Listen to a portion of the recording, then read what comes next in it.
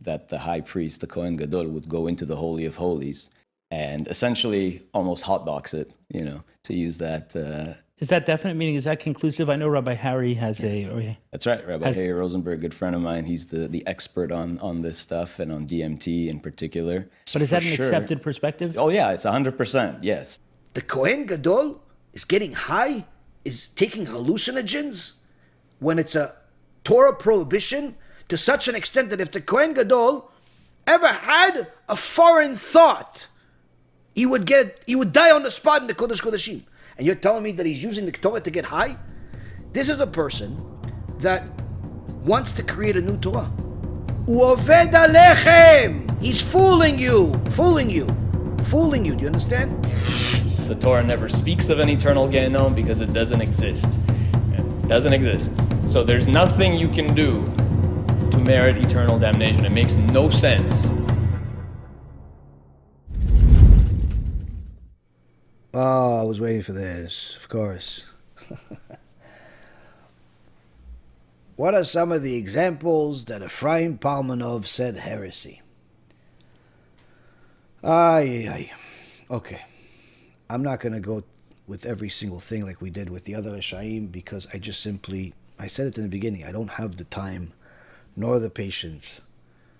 But if you look at the comments on the video that I've made, over there, people, some of them agreed, some of them were, going against me as if I have some personal interest or benefit in exposing wicked people. Aside from a headache, there's nothing good that you get out of it. Literally. It's a big nightmare, but you do it because you want to help people that don't understand that they're in trouble. Don't understand that they're listening to heresy. Don't understand that they are going against Hashem. So that's why we do it.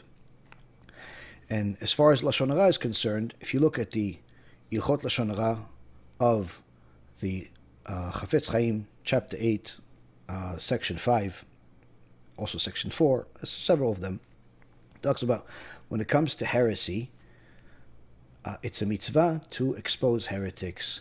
There's no din of Lashon Hara whatsoever. Furthermore, we have been following this heretic for a couple of years already. This is not something we discovered a week ago. We stayed quiet about it for a long time because I don't just make a video about every heretic that comes to my attention. It goes through a process, research, confirmation, sometimes contact, sometimes other types of investigations, and ultimately I always have to get the approval of our Av Bedin, or Rav Efraim Kachlon, that not only can I expose this person, but I have to, meaning it's an obligation for the sake of helping people. So with this particular guy, it was going on already for a couple of years.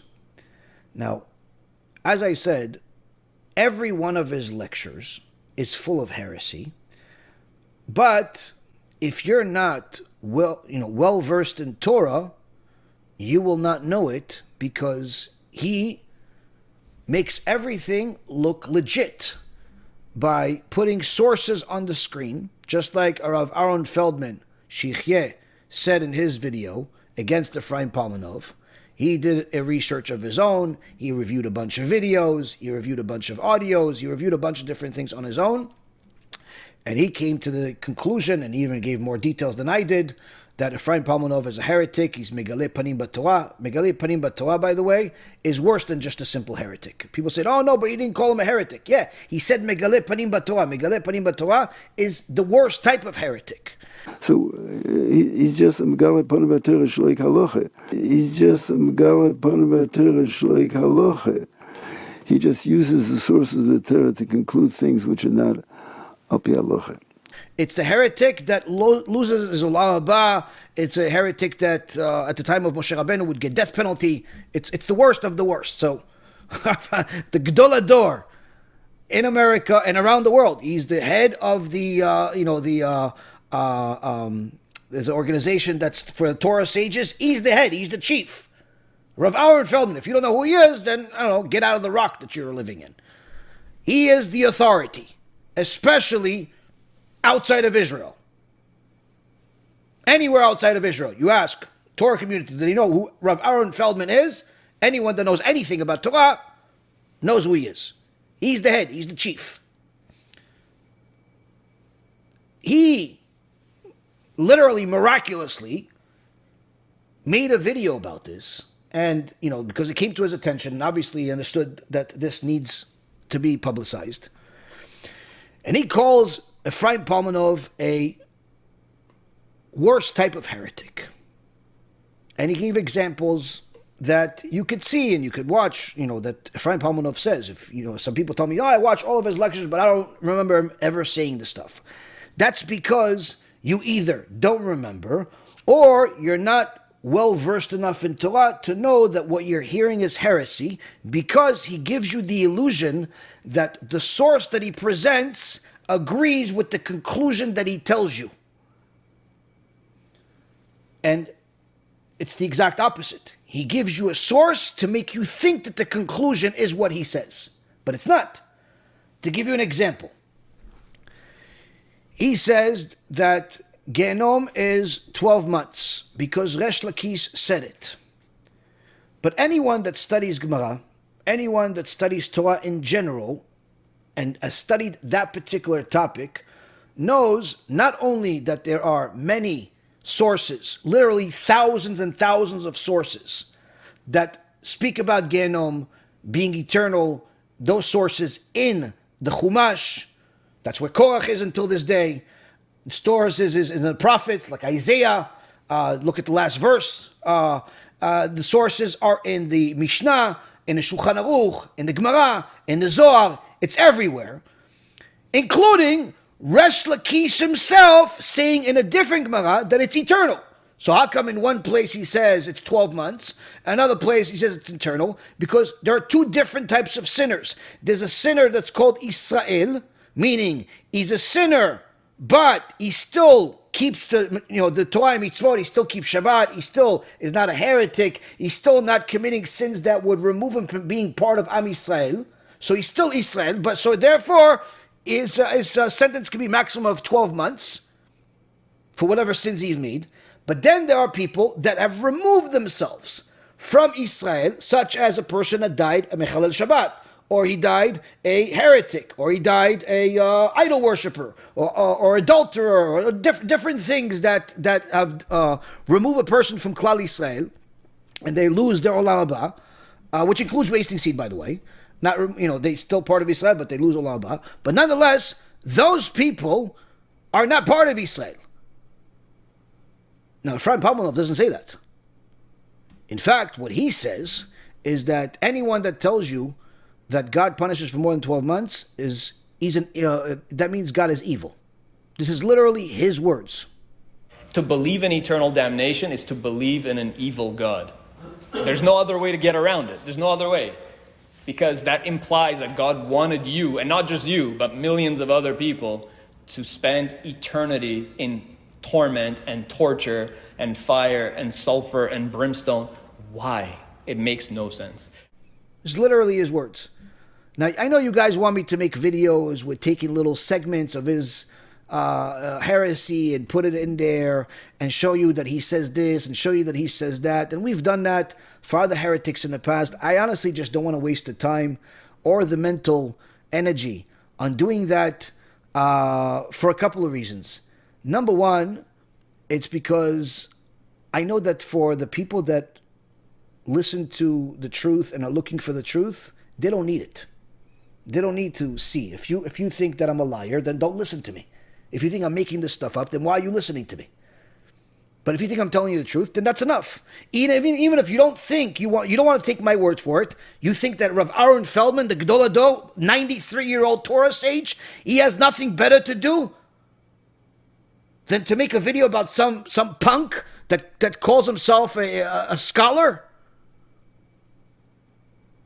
Like, you think that Rav Aharon Feldman doesn't know the laws of Lashon Hara, the laws of heresy? You think you could just fool the Gadol Ador? You could just fool the biggest rabbi, one of the biggest rabbis in the world? You can just fool him? People really don't understand what a Torah scholar is. You don't understand that his mind, at his age, is sharper than anybody else you meet or have ever met or ever will meet. at this age, sharper. His body may be frail and old, but his mind is sharper than the most sharp thing that you can imagine. Both of them have had the privilege of speaking to him, and I can assure you, you don't understand what a Torah scholar is until you speak to them. And in this particular case, Rav Aharon Feldman concluded this guy's a heretic of the worst kind. So even if you don't want to believe me, he said it. Rav Aharon Feldman said it. That's more than enough. I could say it 1,000 times, and it's not equal to one time that Rav Aharon Feldman concluded it. He is the Beit Din. He is the authority. He is the Torah sage. He said it. Now, so for those of you that are normal, this would be sufficient. For those that are simply glued to heresy and do not want to see the truth, that even if I provide you the clips, it won't be enough for you. Because I know this from experience when we did it with Manis Friedman, where we brought the clips of him saying things that are against the Torah, and people say, well, why don't you show us the whole video? And then we could judge for ourselves. What do you mean? Then it's not a clip anymore. Then I'm not going to add me saying 2 words and then him talking for 2 hours just in hopes that you will get those 30 seconds that I'm referring to. So people that don't want to see the truth, even if the truth gets thrown at them, it won't matter. It won't help. Anyone that wants to learn, for example, about the topic of wasting seed, we have a film called Tikkun Abrit. In there are 116 sources. 116 sources from across the spectrum of the Torah. Any one of those sources will show you that the article and the lectures that Efraim Palvanov made about the topic are heretical, are against the Torah, are stupid, are a lie, are a manipulation. Same thing goes with Gehinnom. We have a film with 172 Torah sources from Shulchan Aruch, from Mishnah, from the Zohar, from including Resh Lakish, like literally 172 sources. So you say, oh, but the Gemara Masechet Rosh Hashanah, page 16b says 12 months. Yeah, move another half a daf, 17a, and you'll see eternity. Like, if you're just going to pick one word out of a whole book, you can arrive at any word. But if you read the whole topic and understand the topic in a comprehensive manner, the way the Torah is learned, then you realize that, just like the Gemara in the Talmud Yerushalmi says, in Masechet Peah, we don't learn anything from just one source. We have to learn the entire source from different places. Masechet Shabbat, Masechet Brachot, Masechet Avodah Zarah, the Yerushalmi, the Bavli. Now this guy presents himself as if he is a learned person, as if he knows Kabbalah. He doesn't know Kabbalah. He doesn't know Torah. He doesn't know anything. But for the majority of people that are ignorant of what Torah really is, that are watching him, it sounds like he's a very, very knowledgeable person until you see what he says and compare it to the real sources, compare it to the real conclusions. I'll give you another example. In one of his recent videos, he has the audacity to say that Avraham Avinu failed, or may have failed, but I think he said he failed his test with Akeidah Yitzchak. If I tell Avraham to sacrifice his child, will he realize that that's wrong and say, no, I'm not going to do it? And so he failed in that regard, because he should have said no. This is not right. This is immoral. That was the nature of the test. He should have said no. And that's the proper way to interpret the Akeidah, and I'll tell you why. And again, a lot of people, when I said it last time, a lot of people got upset and said, you're crazy, what are you talking about? I'll tell you why we have to interpret it this way. Now, what sage has ever said that? I'll give you the answer. No one. No sage has ever said that. Why would no sage ever agree with Efraim Palvanov's conclusion that Avraham Avinu failed? Because the Mishnah in Masechet Avot, chapter 5, I believe it's Mishnah number 2 or 3, let's see.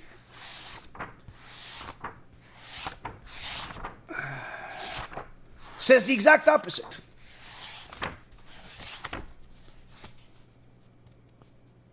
עשרה ניסיונות נדסה אברהם אבינו ועמד.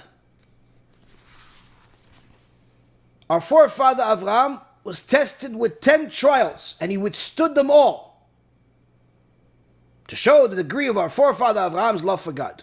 So the Mishnah, this is the authority of authorities, concludes Avraham passed his test. Now, if that's not enough for someone that has a heart of stone, go to Avot Rabbi Natan. Avot Rabbi Natan, also, you will find the same thing, but even more elaborate version.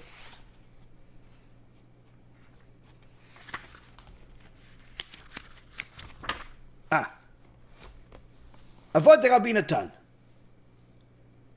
chapter 33, Bereta number 2. Our forefather Avraham was tested with 10 trials before the Holy One, blessed is he. And in all of them he was found to be whole, meaning he passed all the tests. And in case you say, well, which tests are they? Maybe it's not considered the Akeidah Yitzchak. So the Bereta elaborates. These are the 10 trials. 2 are associated with God's instruction to him. Go for yourself from your land to the land that I will show you, this Parashat Lech Lecha. 2 with his sons. This is with the Ishmael and with the Akeidah. Akeidah Yitzchak. The Palvanov, the heretic, said Avraham Avinu failed the test. And then it continues with his wives and with the 4 kings and so on. The point, Rabotai, as we say in Hebrew, U'oved alechem. He's fooling you. He's fooling you. In so many words, he shows you, here, this is the source. And he tells you this is what it means. It's black. No, but it says white. No, don't believe what you're seeing. It's black. He tells you a source, but he gives you the wrong conclusion. He gives you his own conclusion. If he gives you the conclusion that the sages have concluded, no problem, but he doesn't. Furthermore, the guy does not believe that the oral Torah is authoritative. He doesn't believe in the following the Shulchan Aruch. He thinks the Mishnah Berurah is a different religion. He hates Torah scholars and the Haredi world. In fact, something came to my attention in the last 24 hours. This young woman, I believe, if I remember correctly, her name is Jules. She took him to school. Jules took Efraim Palvanov to school.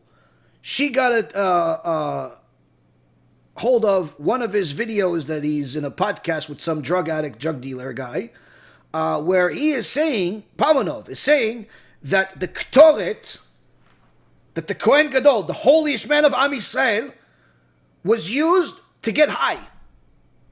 Because his scientific background tells him that each one of these chemicals that are used is something as a hallucinogen. Now, first of all, I can tell you, his background is complete nonsense. He's not a scientist. Maybe he can write the word scientist. And if you look at the ingredients there, first of all, as Rabbi Harry points out, the coals were atzei shitim. And atzei shitim are actually, acacia wood has a very high amount of DMT in it. So there's definitely something to it. Right? This ketoret did for sure have psychoactive properties. Is that definite? Meaning, is that conclusive? I know Rabbi Harry has a... That's right. Rabbi Harry Rosenberg, good friend of mine. He's the expert on this stuff and on DMT in particular. But is that an accepted perspective? Oh, yeah, it's 100%, yes. The guy doesn't know what he's talking about, but he knows how to present things in a way that has such confidence, that has so much fluff, that you believe it's true, unless you're educated about the matter. So this young woman took what he said scientifically and proved how every single word that he said is a lie. Like, literally, it's mind-boggling how much nonsense comes out of his mouth. That the high priest, the Kohen Gadol, would go into the Holy of Holies and essentially almost hotbox it, to use that, and it would fill the room with smoke. And then our sages describe how he would see a vision of God, of angels, and things like that. The Kohen Gadol is getting high is taking hallucinogens when it's a Torah prohibition to such an extent that if the Kohen Gadol ever had a foreign thought, he would die on the spot in the Kodesh Kodeshim. And you're telling me that he's using the Torah to get high? This is a person that wants to create a new Torah. U'oved alechem. He's fooling you. Do you understand? He tells you Avraham Avinu is flawed. He failed the test of Akeidah Yitzchak. Even though every Yom Kippur we all cry and beg Hashem to give us another chance because of Avraham Avinu's merit. He has said in many of his lectures things that are completely against the world of Torah.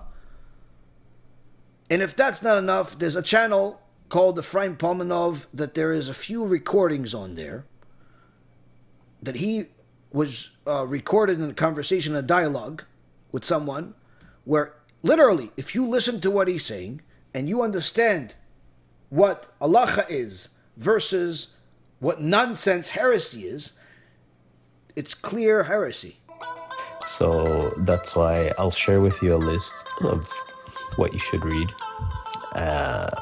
Again, I'm warning you if you're going to go down this path. But if you're serious about truth, then read those books, and then slowly you'll start to understand. I'll give you a few to start with, and we can go from there. Anything after the Rambam is essentially a stringency. Again, you can disagree with the Rambam, fine. I disagree with him too sometimes. I don't agree with everything absolutely he says.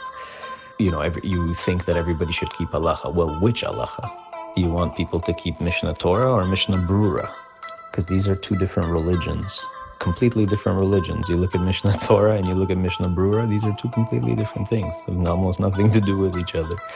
So which halacha exactly are you referring to? Because the Mishnah Torah is, today the Rambam would be considered a heretic, a reformed Jew. I have no idea what you're talking about, and I don't even know if you read my article. I quoted Sefer Hasidim, and I clearly said there that he says masturbation's prohibited. I made that emphatically, explicitly clear. So I don't know where you're getting, I don't know why you're twisting my words. I don't know what you read. It makes no sense what you're saying.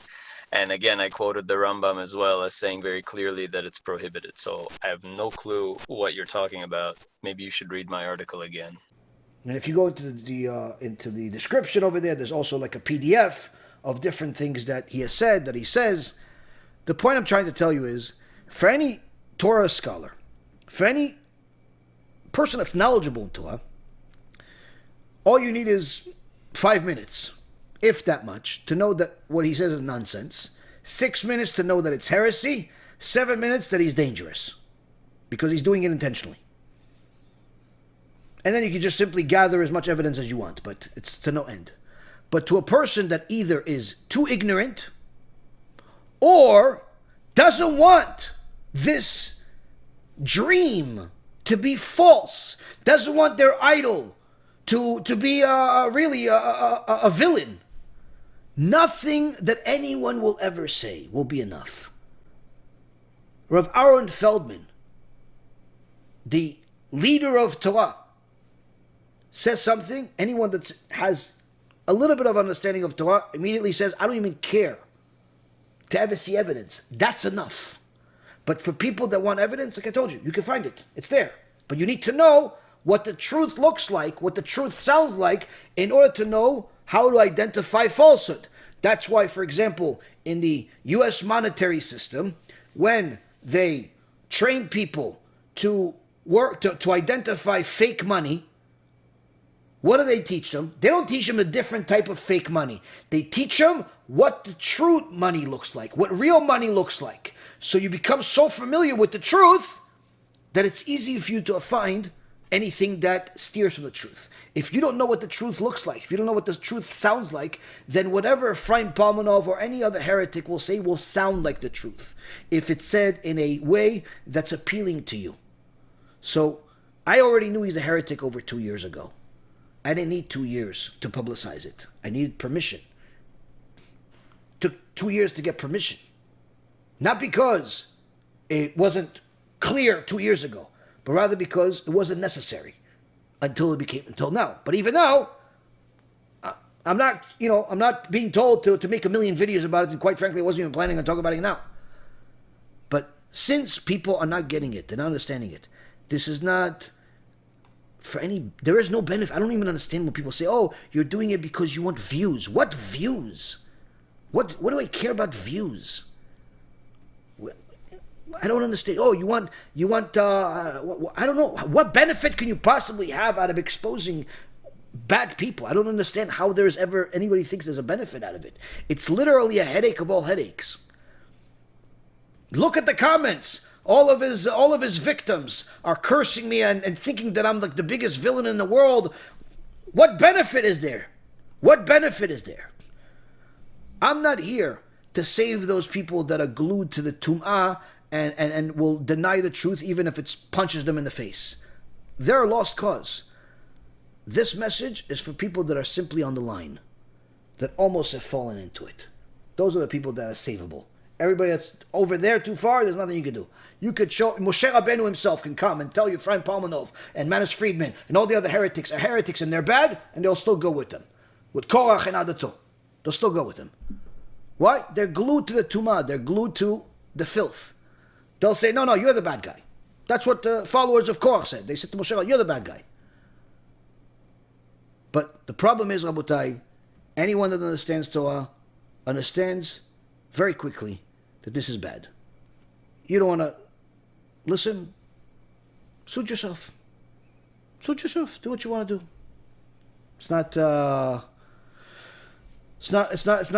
unfortunately the type of world where, we have leadership and authority that we can force people to do anything like they did at the time of Moshe Rabbeinu, the Sanhedrin. People can do whatever they want. You want to go listen to heretics? You want to go listen to idol worshippers? You want to go listen to liars? You want to be lied to? You want to feel good about it? Feel like you're smarter? Go, do what you want. You want evidence? I provided you some. I provide you sources for some more. There's plenty out there. But again, like I said, if you don't know what the truth looks like, then you won't understand. You won't understand what a lie looks like. And for anyone that understands what Torah scholars are, what Torah is, everything that I said is not necessary. Why? Rav Aharon Feldman said it. That's it. That's the end. That's enough. Enough said. If you don't know what Torah is, then you'll say, nah, what does he know? Why should I listen to him? All types of stupid things that people say. Do what you want. You've been warned. I did my job. I'm finished. I'm done. Now, your blood is in your hands.